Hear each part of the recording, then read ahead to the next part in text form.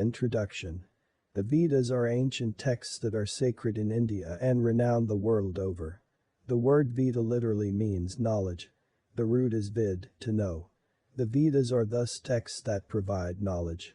There are 4 Vedas, known as the Rigveda, the Yajur Veda, the Sama Veda and the Atharva Veda. Many years ago, the Vedas were referred to as Trey or 3. There must have been some point of time when there were only 3 Vedas. These are acknowledged to have been the Rig Veda, the Yajur Veda and the Sama Veda. The Atharva Veda is believed to have been a later addition to the sacred canon. Each of the Vedas has 2 parts, a Samhita and the Brahmanas. The Samhita part consists of mantras or incantations. These were hymns that were used in sacrifices. But these mantras are difficult to interpret without commentaries. This is what the Brahmanas set out to do. They explain the hymns and indicate how these are to be used in sacrifices. The Brahmanas also have detailed descriptions of sacrifices and how they are to be conducted. The Samhitas and the Brahmanas are often known as Karma Kanda, that is, the part of the Vedas that deals with rituals. In addition, Vedic literature also includes Jnana Kanda. This is the part that deals with supreme knowledge. Included in Jnana Kanda are the Aranyakas and the Upanishads. These are identified with various Vedas. We can therefore have a narrow definition of a Veda as well as a broad one. The narrow definition would take the word Veda to mean the Samhita alone. The broad definition would include, in addition, associated Brahmanas, Aranyakas and Upanishads. By the word Veda, here we mean the Samhita alone. That is, when we are retelling the Rig Veda, we are retelling the Rig Veda Samhita. When were the Vedas composed and who composed them? Strictly speaking, there is no answer to these questions. The Vedas were revealed, they were śrutis. They were not written down or composed. They were communicated by the Supreme Godhead or the Divine Essence, Brahman, to the ancient seers, rishis. These rishis did not compose the Vedas. They merely obtained this divine knowledge through their extraordinary powers. In this sense, the Vedas are a parashaya. Their authorship cannot be ascribed to any human author. Just as it is impossible to determine who composed the Vedas, it is also impossible to determine when they were composed. Widely different dates have been suggested by scholars. Tilak suggested a date of around 6000 BC. Jacobi's date was around 4500 BC. Most scholars would agree that the Vedas were compiled sometime between 4000 BC and 1000 BC, and that it is impossible to narrow down the range further. The earliest of the Vedas is clearly the Rig Veda. This reached a stage of final compilation between 1000 BC and 900 BC. The Rig Veda Samhita. It is first important to understand that there were 4 classes of priests who were required at any sacrifice, or yajna. The first class consisted of the officiating priests or acolytes, hotri. They invoked the gods by reciting the mantras, prepared the sacrificial ground and the altar, and poured out the libations. The hymns of the Rig Veda are for this class of priests. The second class of priests consisted of the choristers, hijatri. These were the ones who chanted the sacred hymns, and the hymns of the Sama Veda are for this class of priests.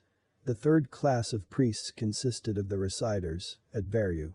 They carried out sacrificial rites while chanting the sacred texts, and the hymns of the Yajur Veda are for this class of priests.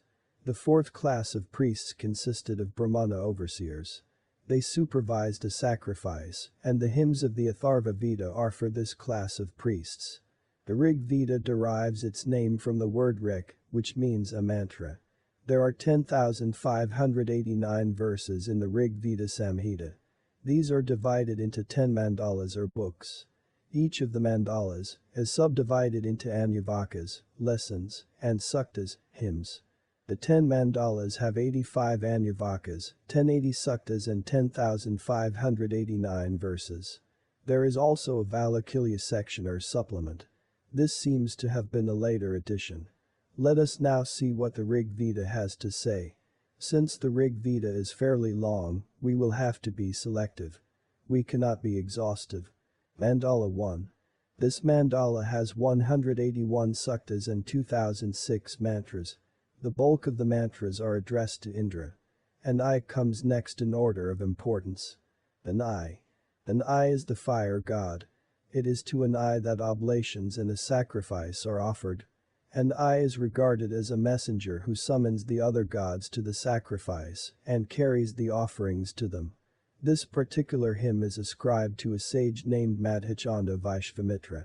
He was descended from the famous sage Vishvamitra. Various hymns follow various meters and this one is in the Gayatri meter. I pray to an I. He advances to the front so that he can bring about the welfare of men. It is an I who makes the sacrifice a success. This is a sacrifice that is being performed according to the rites of the season. An I is the prosperous one.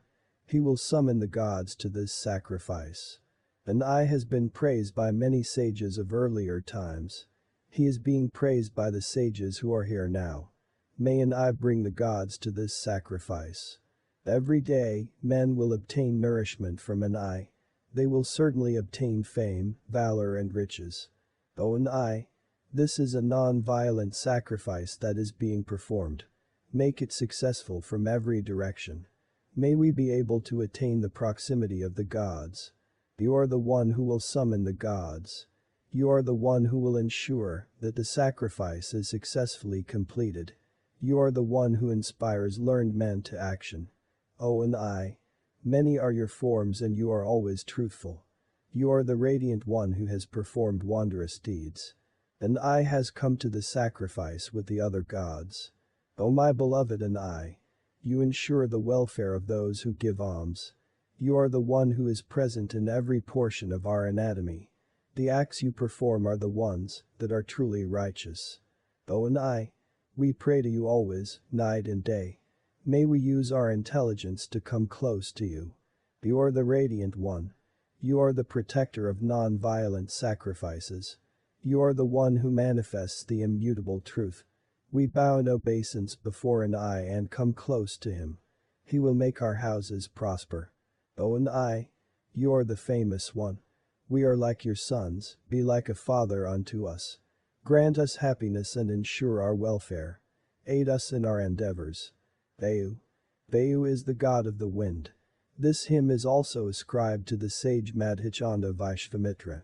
And this too is in the Gayatri meter. O Vayu. You are the one who is fit to be seen. Come here. This soma juice has been prepared for you. Drink the soma juice and listen to our prayers. O Vayu. The learned priests are well versed in the knowledge of which days are auspicious and which are not. They have prepared the soma juice on an auspicious day. The choristers are singing your praise through their hymns. O Vayu. These great words are being addressed to you. You are the great one. You are the one who grants boons. We desire that you may drink the soma juice. O Indra. O Vayu. This is soma juice that has been prepared. Take great care in coming here. This soma juice wishes to be united with you. O Vayu. You and Indra know well the wonderful properties of the soma juice. You are the ones who have an abundance of riches and food grains. Come here quickly. O Vayu. You and Indra are the leaders. You are always in the forefront. Use your wisdom to come here quickly. Accept the soma juice that has been extracted. I call upon the powerful god Mitra.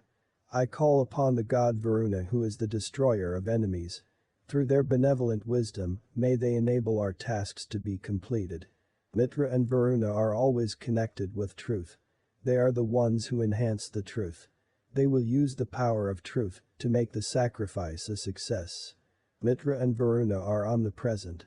They are learned and powerful. They will provide us the strength that will inspire us to action. Although the hymn is basically addressed to Vayu, Indra, Mitra and Varuna also figure in it. Indra is the chief god of the Vedas. He rules over the atmosphere, Antariksha, the intervening region between the earth, Prithivi, and heaven, Dialoka. Indra kills the demons with his weapon Vajra. In particular, he killed the demon Vritra. Mitra is an aspect of the sun that presided over the day. Correspondingly, Varuna presided over the night. Soma juice was extracted from the soma herb, the herbs having been collected by a moonlight. The herbs were crushed to extract the juice, which was next purified by straining. The purified juice was mixed with water, milk and flour and offered to the gods.